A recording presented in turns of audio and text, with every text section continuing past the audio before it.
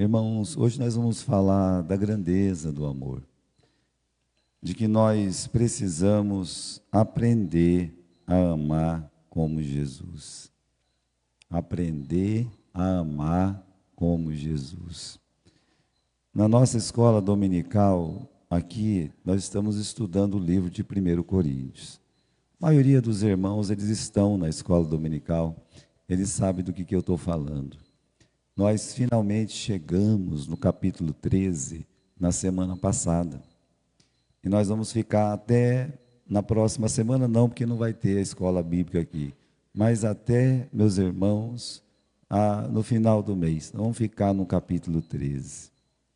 O que me impressiona espiritualmente nesse texto do capítulo 13 é que o apóstolo Paulo, como eu disse hoje de manhã, ele está tratando com uma igreja extremamente difícil. É uma igreja que tinha todos os dons, ele fala isso no começo, no capítulo 1, versículo 7. Só que depois, meus irmãos, mesmo eles sendo santos, como o próprio Paulo chama, ele começa a identificar todos aqueles problemas dentro da igreja. São tantos problemas de toda sorte, coisas assim bobas acontecendo, coisas terríveis acontecendo, uma desunião, uma igreja rachada, uma igreja assim, sem a alegria do Espírito Santo, uma igreja que as pessoas estavam trabalhando com egoísmo para se aparecer, problemas de moralidade, problemas de casamento, problemas de doutrina gravíssimos. Tinha pessoas lá que não acreditavam na ressurreição. Irmãos, assim, você olha aquele texto, a igreja no culto, o apóstolo Paulo ensinando eles a fazer um culto. Ia fazer o culto, um começava a falar, o outro se intrometia, começava a gritar, uma barulheira danada. E aí o apóstolo Paulo, então, ele está tratando com uma igreja problemática. E o capítulo 13 do livro de 1 Coríntios, todos nós sabemos que é o capítulo que fala sobre o amor, sobre o amor. É como se Paulo estivesse dizendo assim, olha, está aqui o remédio para curar todos os problemas dessa igreja. Se uma igreja tem algum problema, o bálsamo, o remédio, aquele remédio que vem dos céus, é o capítulo 13 do livro de 1 Coríntios. Às vezes uma igreja se gaba de grandes coisas, quando na verdade, como Paulo disse, não é nada, não representa nada. É um sino que toca e acaba. Não tem valor para Deus. Mas aí, quando ele fala de amor, meus irmãos, falando o que o amor o amor ele é sofredor, não é invejoso, e vai colocando outras características ali, tudo sofre, tudo crê, tudo espera, vai falando assim, o que é o amor, é como se Paulo dissesse, olha, tente se curar, sabe? Nós, como igreja, nós temos que aprender a amar, mas aprender a amar como Jesus. O que tem a ver o livro de 1 Coríntios, capítulo 13, com esse texto de João? O capítulo 15 de João, meus irmãos, trata realmente de estar ligado em Cristo com a palavra, no amor, para a pessoa dar fruto. Mas você vê que a palavra amor está ali, permanecer no amor. Já no livro de 1 Coríntios, é aquela cura, né? Ou seja, se você quer ter uma igreja em paz, abençoada, feliz, então você precisa ter amor. Quase que não tem muita diferença, é que Jesus, ali no capítulo 15, ele está falando de um crente de uma forma individual. Falando para mim, Gilberto, você tem que estar ligado em mim, na minha palavra e no meu amor. E aí, no capítulo 13 de 1 Coríntios, é como se Jesus falasse no coletivo, pela boca do apóstolo Paulo. Ele está olhando assim para a igreja e dizendo: olha, se essa igreja quer ser uma igreja abençoada, frutífera, tem que ter o quê? Tem que ter amor. E se não tiver amor, não tem nada. Então, vamos ler aqui de novo o versículo 12 e o versículo 17. Olha o que ele diz aqui no capítulo 15, versículo 12. Ele diz: o meu mandamento é este, que vos ameis uns aos outros. Jesus ele fala isso como se fosse um novo testamento, um novo mandamento, e na verdade ele disse isso claramente, ainda no livro de João. Ele fala: olha, um novo mandamento vos dou, que vos ameis uns aos outros. Se você pensar que o judeu já tinha centenas de mandamentos, mas era muito, muito mandamento. Assim, meus irmãos, eles têm o que a Bíblia manda e eles acrescentaram aquelas centenas de mandamentos para eles terem que cumprir e guardar na cabeça. E aí, a pergunta que a gente pode fazer: e ainda Jesus ainda dá mais um mandamento? Pois é. Por que Jesus Cristo faz isso? Porque, meus irmãos, esse mandamento de amor, amar a Deus e amar uns aos outros, praticamente, ele elimina todos os outros. Ele destrói, sabe, muita coisa assim ruim que uma pessoa tem que se guardar para não fazer mal para o próximo, para não violar, meus irmãos, a glória de Deus, a presença de Deus no seu coração. Então, por isso, ele está dizendo: olha, esse mandamento aqui, versículo 12, o meu mandamento é este, que vos ameis uns aos outros, como eu vos ameis. Indo para o versículo 17, ele diz: isto eu vos ordeno, né? Eu vos mando que ameis uns aos outros. Sem esse mandamento, nós não vamos ter uma igreja abençoada. E eu digo mais: sem esse mandamento ser cumprido na nossa vida, nós não podemos ter uma vida abençoada e frutífera também. Olha, quando você olha a palavra de Deus e você vê o lugar que a palavra de Deus coloca o amor, vamos para o livro de 1 Coríntios, capítulo 13. Fala aqui, o número 13 é do azar, mas nem sempre. Olha o capítulo 13, versículo 13. Veja só, né? Está falando aqui coisas maravilhosas. Olha só. Quando você lembrar de coisas maravilhosas, pense em 1 Coríntios 13, capítulo 13, versículo 13. Ele vai dizer assim, ele vai comparar, né? Ele está comparando o amor com outros dons, mas ele fala: agora permanece a fé, a esperança e o amor, estes três, mas o maior deles é o amor. Olha, para Paulo, e não só para Paulo, dentro da palavra de Deus, a maior virtude, o maior dom espiritual é o amor. O apóstolo Paulo, no capítulo 13, ele faz essas comparações. Ele compara o amor, ele compara com aquele dom da fala, o dom das línguas, compara com o dom do mistério, o dom do conhecimento, o dom da fé. E ele está dizendo aqui no final, né, que alguns dons, eles realmente permanecem. Qual o dom que permanece, pastor? A fé, a esperança e o amor. Ah, que coisa maravilhosa! Aí o apóstolo Paulo passa por outra peneira. Olha, ele vai peneirando todas as virtudes.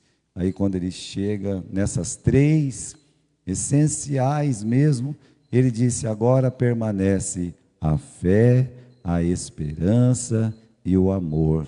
Mas o maior, ou seja, o maior dom, a maior virtude é o amor. Então, irmãos, quando ele coloca isso para nós, eu acho que é importante pensar nas três virtudes. Sabe por quê? Porque a fé é aquela virtude, o dom que Deus nos dá para a gente poder encontrar Jesus. É pela fé que nós recebemos a Cristo como Salvador. Isso é maravilhoso. Como é que a gente pode não agradecer a Deus pelo dom da fé? Se você creu em Cristo, é porque Deus colocou isso no seu coração. A fé e a esperança. A esperança, meus irmãos, ela abraça aquilo que a fé encontrou. A esperança é o porto seguro da fé. A esperança é você se ancorar em Cristo Jesus, abraçar Ele. Então, como não agradecer a Deus pela esperança que Ele colocou no nosso coração? Agora, o amor, por que que ele é maior? Por que que Paulo está falando que o amor é maior que a fé e que a esperança? Porque o amor, meus irmãos, nos torna como Jesus. Essa é a questão. O dom do amor faz você ser como Jesus, Ele é. Se a gente pudesse desenhar o amor, a gente desenha o amor, e eu gosto disso também, porque a gente usa muito essa figura. O amor, a gente faz lá uma figura do coração. Olha aqui, esse é o amor, né? E desenha um coração. Não estou criticando não, porque eu uso também, sabe? É só que não é uma figura real. A figura, se a gente pudesse desenhar o amor, o melhor desenho do amor na Bíblia é do bom samaritano. Porque ali é a parábola do amor. Porque a pergunta foi feita, Senhor, né, falando dos mandamentos, amar a Deus sobre todas as coisas, o próximo como a ti mesmo, o rapaz. E quem é o meu próximo? E Jesus contou a parábola do bom samaritano. Veja, meus irmãos, uma pessoa que olha para a necessidade do outro, se aproxima, cura aquela necessidade da forma que ele pode. Ele não podia fazer tudo por aquele rapaz, porque ele pegou, levou lá para a hospedaria, porque ele não era capaz de sozinho dar toda a guarita que aquele rapaz necessitava. Mas tudo que estava no seu alcance, tudo que estava em suas mãos, aquele rapaz, ele fez. Um amor que não pede nada em troca e dá tudo que pode. Um amor que abraça aquele caído sem perguntar por que que ele caiu. Ele podia chegar, meus irmãos, e dizer assim, o que você aprontou, que você está todo arrebentado? Uma vez o meu irmão chegou em casa com a cara todo cheio de sangue, todo machucado. E ele tinha batido a moto lá, pá, bateu a moto, cortou todo o rosto, assim. Como meu irmão era muito briguento, meu pai levantou assustado, olhou aquele menino cheio de sangue, né? E aí perguntava para ele assim, fala quem te bateu, fala quem... Aí eu tinha uma tia em casa, dormia lá em casa de vez em quando, e com a graça de Deus ela estava lá, tia Ana, ela olhou assim e falou assim, Geraldo, ele tem que ir para o hospital. Meu pai estava tão nervoso, né, que não viu que o menino precisava isso. Né? Veja, meus irmãos, o amor não vai perguntar o que aconteceu lá, por que caiu. Ele vai lá, ele ajuda, ele cuida, ele gasta, paga lá uma hospedaria e fala, olha, eu sei que o negócio vai ficar mais caro, eu vou pagar, quando eu voltar eu pago o resto. Irmãos, esse é o desenho do amor. Por isso que o apóstolo Paulo está falando, das virtudes a maior é o amor. Vamos dar uma olhadinha para ver o que o apóstolo Pedro, o lugar que o apóstolo Pedro colocou o amor também. Vamos lá, é 1 Pedro, capítulo 4, e versículo 8. 1 Pedro, capítulo 4, e versículo 8. Mas, acima de tudo, olha só, a gente tem até aqui na tela, né? Acima de tudo, né?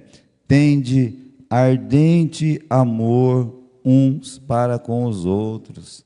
Veja a forma que ele está falando aqui. Vamos notar de uma forma espiritual o que o apóstolo Pedro está dizendo, que acima de tudo. E acima de tudo o quê? Sabe aquele irmão que te entristeceu? Sabe aquele irmão que te prejudicou? Sabe aquele irmão que falou mal de você? Sabe aquele irmão que brigou e te agrediu? Sabe aquele vizinho que fez todas essas coisas também? Aquele companheiro de trabalho que fez tudo isso? Então o apóstolo Paulo está dizendo, olha, acima de tudo, acima desses sentimentos ruins que nós temos dentro do nosso coração, ele olha e diz assim, acima de tudo, tendes, ele poderia só colocar amor, ele poderia dizer, tendes amor uns pelos outros, mas o apóstolo Paulo, ele faz questão de colocar uma palavrinha aí no meio, ele diz assim, tendes ardente amor, uma coisa, uma chama que está dentro do seu coração, um amor que incendeia o seu coração, apesar de Satanás querer que essa chama se apague, com ódio, com ressentimento, com tristeza, decepção, com necessidade, turbulência, tribulação, aflição de toda sorte. Por mais que o diabo tente apagar essa chama, Deus está dizendo para mim, está dizendo para você, olha, acima de qualquer coisa, acima de tudo, tendes ardente amor uns pelos outros. Aí ele acrescenta no final do versículo. O que ele diz aí no final do versículo? No versículo, capítulo 4, versículo 8. Porque o amor, ele cobre uma multidão de pecado. Não importa o que fizeram a você, contra você, o que Paulo está dizendo é que o amor, ele encobre uma multidão de pecados.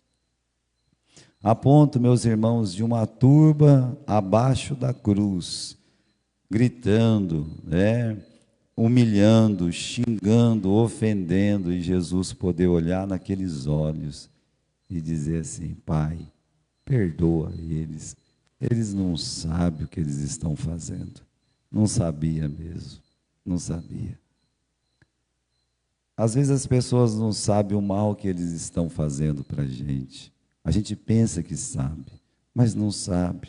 Então, irmãos, o amor, ele encobre uma multidão de pecados. Versículo 9, olha, o amor faz uma pessoa ser hospitaleira e sem murmuração. Isso é uma coisa maravilhosa do amor, é que o amor, ela sempre tem, quando fala de hospitalidade, da onde vem essa palavra hospital? Quando a gente pensa de hospitaleiro, ser de hospitaleiro, parece que só vai receber a pessoa em casa e mandar embora. Não, isso é estalagem. Mas quando a gente pensa de ser hospitaleiro, é realmente o nosso desejo de querer cuidar do outro. É o que o Abraão fez quando veio aqueles 3 homens, olha, fica aqui na minha casa, esposa, olha, por favor, faz aí uma comida para eles, olha, deixa eu lavar os seus pés. Vocês estão lembrados dessa passagem? Isso é ser hospitaleiro. Receber em casa, você pode receber, sabe? Isso é uma coisa simples de fazer, a pessoa vai dormir, dá um café para ela, vai embora.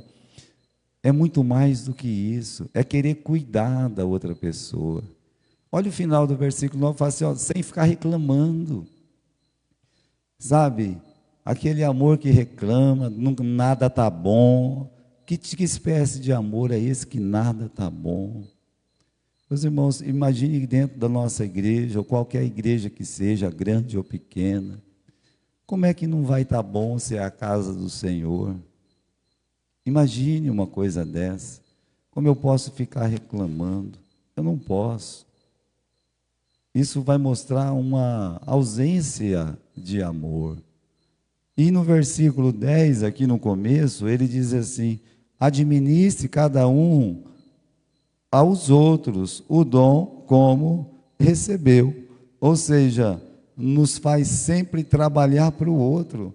Então veja assim, quando ele fala assim, acima de tudo, tem de amor, ele dá uma explanada, ele fala exatamente que o amor, ele não é conversa, o amor é ação pura. Ele está trabalhando o coração aqui dos irmãos. Agora eu convido os irmãos para ver como o apóstolo João, né, lá em 1 João, no capítulo 4, no versículo 16, né, como ele coloca o amor. Às vezes a gente, meus irmãos, a gente confunde a origem do amor, né? A gente acha que a origem do amor é a igreja. Não, meus irmãos, não é a igreja. Se fosse isso, né, a igreja é a origem do amor, então com certeza vai ter muitas benevolências feitas aí. Não é verdade. Vamos ler o capítulo 4, vamos ler o versículo 16. E nós, capítulo 4, versículo 16.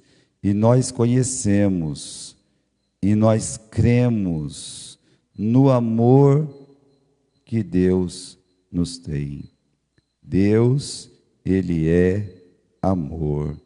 E quem está em amor, está em Deus, e Deus está nele. Deus é amor. Quem está em amor, está em Deus, porque Deus, Ele é amor. Mas Deus é amor. Eu não consigo imaginar uma outra coisa quando Ele fala isso, senão que Ele estava pensando, e João, vocês sabem, irmãos, se tem uma pessoa que experimentou fisicamente, em Jesus em pessoa, o amor de Deus ali, era João. O João, ele era aquele de tipo que ele ia para o céu, até o abismo, de uma forma muito fácil, porque o temperamento também dele não era uma coisa muito fácil. É ele que pediu para que Jesus queimasse todos os samaritanos, correndo atrás do irmão dele, o Tiago. Mas os dois se redimiram. Imagine que naquela ceia, quando Jesus estava falando abertamente da sua morte, do seu sofrimento, da sua paixão, de que ele seria preso, crucificado. Aí o João, ele não aguentou aquelas palavras. Ele colocou a cabeça aqui no peito de Jesus. E eu acredito que quando ele fez isso, ele devia estar chorando. De tanto que ele aprendeu a amar como Jesus amou. Queridos irmãos, a prisão de Cristo foi um momento que todo mundo foi embora. Todos os apóstolos deram no pé. O único que ficou debaixo da cruz, que em todo momento quis acompanhar Jesus, é o João. Podia eles fazer o que fosse com Jesus. Ele estava lá debaixo da cruz. Ele, Maria, Joana, ele estava lá. Então, meus irmãos, eu não digo que os outros não estavam, mas a Bíblia diz que ele estava lá. E ele está nos dizendo, olha, Deus é amor. Eu só consigo imaginar o seguinte, que ele disse isso porque ele só pensava em Jesus, quando ele falava que Deus é amor. Não é, meus irmãos, porque Jesus explicou o amor em palavras. É que até que Jesus morresse, e Jesus sofresse tudo o que ele sofreu, era impossível imaginar a grandeza do amor como nós conhecemos. Nós jamais conheceríamos o amor se Jesus não tivesse morrido na cruz por nós. Nós não teríamos uma noção exata, perfeita do que é o amor. Olha, nisto está o amor. Não, meus irmãos, né? Não que eu tenha o amado, mas que Ele nos amou primeiro. Então imagine, Cristo, a obra dele, a forma que Ele amava as pessoas, a forma que Ele abnegadamente se entregou. Ele mostrou para nós o que é o amor. Nós só conhecemos a verdade sobre o amor porque nós temos a vida de Jesus para mostrar para nós.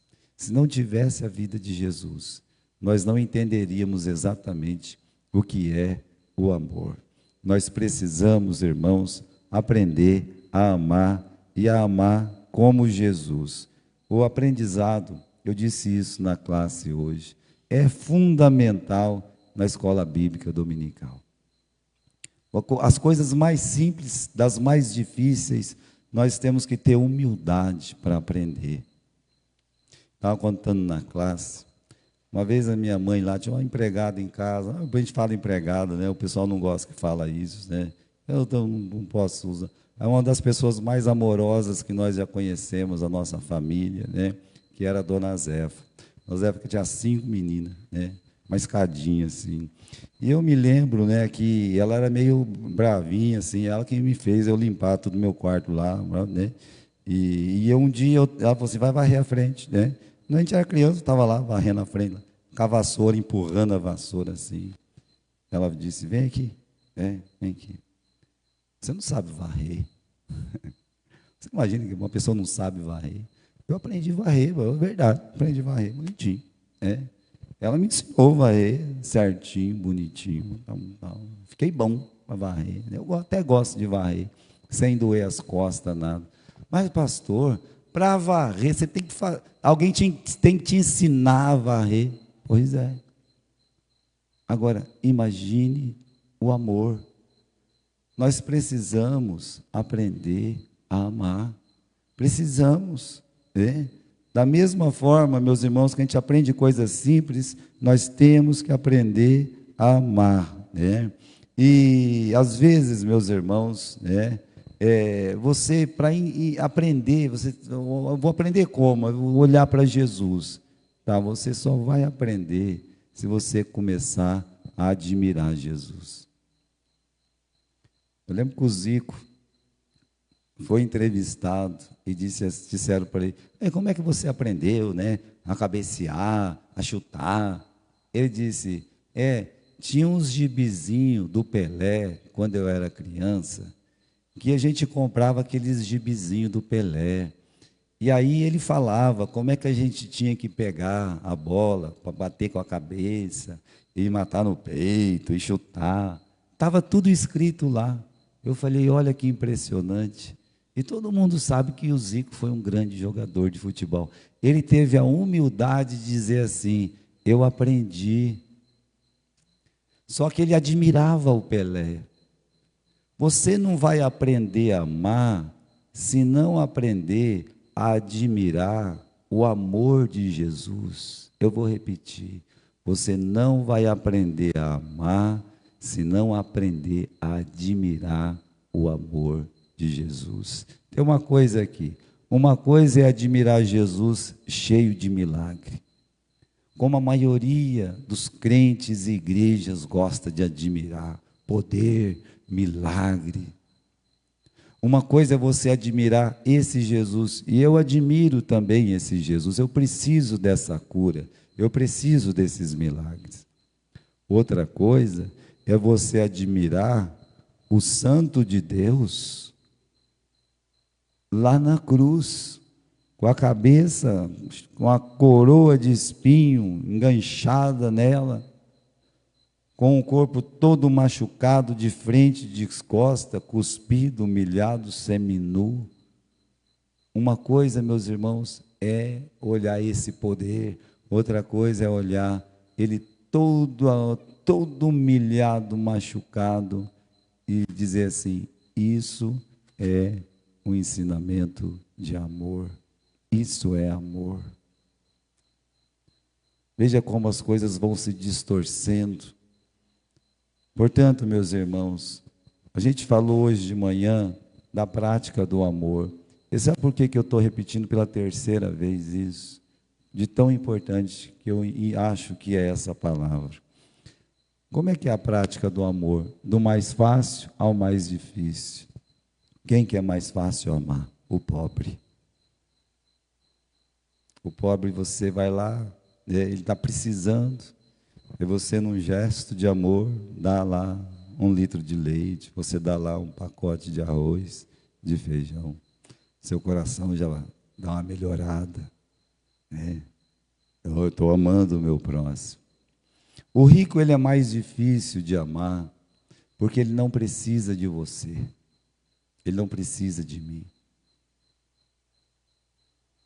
E aí é aquela questão, né? Como é que eu vou, né, amar uma pessoa que ele não fica sorrindo para mim o tempo todo? Que ele não precisa de mim para nada. Veja como é difícil amar o rico. É muito mais difícil. Mas mais difícil ainda que o rico, nessa escala de dificuldade, é amar quem está do teu lado.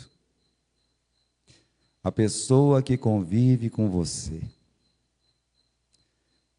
Seja a sua família, o seu pai, a sua mãe. Seja os seus irmãos de sangue que você cresceu junto. Seja os irmãos da igreja que você frequenta, que você é membro. É muito mais difícil você amar o membro da sua igreja do que amar o membro da outra igreja. E por que é tão difícil, pastor? Quanto mais próximo, é mais difícil de amar. Porque existe aquele conceito da reciprocidade. Aquele membro lá da outra igreja que você ama, você não tem, sabe, não se desalinha com ele, nem se alinha, porque vocês só se vê na rua. Na igreja, às vezes você chega, está tão acostumado, eu já vi isso acontecer. Eu estou tão acostumado a sentar naquele lugar no banco que eu acho que é meu. Aí, todo contente na igreja. Aí eu olho lá, aí, mas já sentou no meu lugar? A pessoa não sabe que eu sento ali, né? Pronto, aí a pessoa vai dar tchau para outra no final. Não dou tchau não, né? A outra pessoa não sabe nem o que está acontecendo. O que aconteceu? Aí, meus irmãos, é aquela reciprocidade. Me fez um mal, faço um mal para ela também. Sentou no meu lugar, não dou tchau. Veja como a gente tem que aprender a amar. Aprenda a amar. E nessa escala, o mais difícil de amar é quem está próximo, né? Aquele que convive com você. Aquele que divide o dinheiro dessa caixa com você. Que senta do seu lado. Se acontecer alguma coisa com você, se ninguém do seu serviço for te ver, se nenhum dos seus parentes for te ver, se qualquer, sabe, pessoa da rua não for te ver, não tem problema. Mas se o teu irmão na igreja não for te ver, você fica chateado. Por quê, pastor? Está vendo só? É a dificuldade que nós temos de amar quem está convivendo conosco, do nosso lado. E nós devemos aprender a amar. Se você for xingado, ofendido no seu trabalho, se você for xingado, ofendido na rua, um parente não vai ter problema nenhum. Você não vai sair da família, você não vai sair do trabalho, você não vai mudar de rua, dificilmente. Mas se alguém falar uma coisa contra o outro ali que ofendeu, na outra semana, a pessoa já se afasta. Sabe por quê? Porque não aprendeu a amar. Então, meus irmãos, veja, nessa escala, eu estou repetindo pela terceira vez aqui na igreja. Quanto mais próximo, mais difícil de amar. Agora, a vida, ela é cheia de oportunidade para mostrar que nós amamos. A gente falou lá no Morumbi que a vida não é um playground, é uma sala de aula. A vida vai dizer se você ama, ou o que você ama. Muito interessante. Aí um pastor americano, ele disse lá para os filhos dele, vem cá, tinha 3 filhos. Papai quer que vocês, em gestos e objetos, o papai quer que vocês mostrem 2 coisas que ele ama. Aí, ainda bem para o lado dele, que os filhos pegou, levou uma Bíblia, ó pai, a gente vê o senhor lendo a Bíblia, o senhor ama a Bíblia, né? E aí foi lá e colocou o outro sinalzinho, né? Lá na televisão. Aí ele ficou muito triste, esse pastor disse que ele chorou. Ele disse assim, eu pensava que eles iam colocar na Bíblia também, e ou neles ou na igreja, entenderam? Ele ficou triste. Assim, puxa vida, né? Na cabeça das minhas crianças, é isso que eles estão pensando de mim. É interessante fazer esse teste, é muito importante, porque as crianças costumam não mentir. Então, a vida, meus irmãos, não é uma festa, é um lugar onde a gente tem oportunidade para mostrar o amor. Então, a gente precisa aprender a amar melhor. Aprender a amar melhor. Eu falei dessa entrevista, né, do Zico. Aí, uma vez, eu ouvi uma entrevista sobre o Rogério Ceni. Estava fazendo um especial por ele. Aí, um dos jogadores que jogava com ele falou assim, ele chegava 2 horas antes e ia embora 2 horas depois. Para quê? Ele ficava treinando chutar o tempo todo, bater falta o tempo todo. E ele ficou bom, né? Ele ficou bom. O que isso mostra para nós? Como é que uma pessoa se torna um tenista profissional? Ele pratica todos os dias. Como é que uma pessoa consegue, os irmãos conseguem tocar aqui, violão, o baixo? Eu estava reparando, né, no nosso irmãozinho Lucas. Agora ele faz tum, tum, tum, tum, tum, tum, tum, tum, tum. Eu falei, olha que moleque enjoado, né? Esses dias ele fazia tum, tum, tum. Eu sei porque eu estudei música. Agora ele fica tum, tum, tum, tum, tum, tum, tum. Eu falei, merece um tapinha na orelha, né? Porque está enjoado. Você sabe por que ele consegue fazer isso? Porque ele está praticando. Se você vê um bom músico, um bom esportista, é porque ele praticou. Ou seja, na vida, tudo a gente tem que aprender. E amar não é diferente, meus irmãos. Nós temos que aprender a amar. Como é que eu vou aprender, pastor? Praticando. Olhando sempre para Jesus, o autor e consumador da nossa fé. Você precisa praticar, aprender como Jesus. Hoje a gente leu na nossa classe aquele versículo em Hebreus que diz que Jesus aprendeu em obediência aquilo que sofreu. Eu fico impressionado com aquele versículo. Jesus aprendeu? Mas ele não sabia tudo? Não, ele aprendeu. Por que ele foi um bom carpinteiro? Porque ele aprendeu com o pai dele. Então ele aprendeu. Deixa eu dizer, um ser humano como nós, porque ele foi totalmente homem também. Deus, totalmente Deus. Mas ele nos ajuda, meus irmãos, a entender a necessidade que nós temos de aprender a amar. Então, a vida, né, é cheia de oportunidade para mostrar que nós amamos, né? Que nós amamos. Jesus teve que aprender a dizer sim para o pai dele em amor. Oh, meu pai, afasta de mim este cálice. Não quero passar por isso, não. Aí o pai não falou nada, ele disse, não, mas então que seja feita a tua vontade. Ele aprendeu em obediência. Tem coisa que a gente fica triste, aborrecido, se sente machucado, magoado.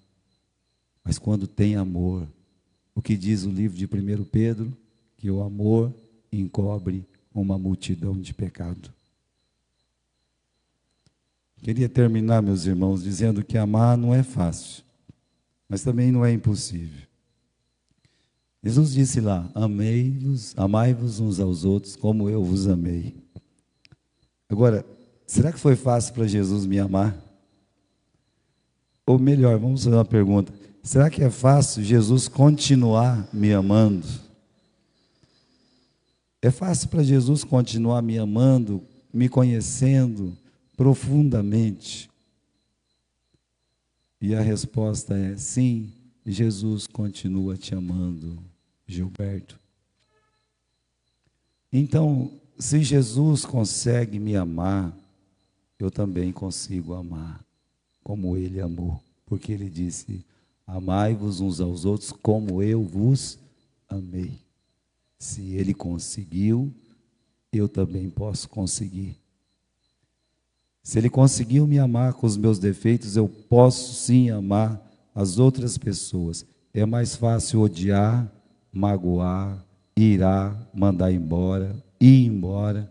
O difícil, meus irmãos, é continuar amando, né? Então, não fica brigando com o seu dia a dia. Não faça isso, né? Não reclame de ter tanto trabalho, né? Não se irrite com ambientes mesquinhos e irritantes. Vai acontecer dentro e fora da igreja. Vai ter aqueles momentos mesquinhos e irritantes das outras pessoas. E você também vai ser muito mesquinho e irritante muitas vezes. Não é isso que fala o livro de Eclesiastes? Quando a gente tiver, o livro de Eclesiastes nos ensina que quando você ouvir que alguém falou mal de você, ele fala assim, lembra que você também já falou mal dos outros. Aí acaba, cala a nossa boca. Ah, eu sou ruim também, né? Fazer o quê? Né? Não se ressinta das muitas provações, né, que só aumentam. Ah, estou chateado, não vou amar mais não, porque a minha vida é muito dura. Eu estou orando, né? Estou me esforçando, mas só piora.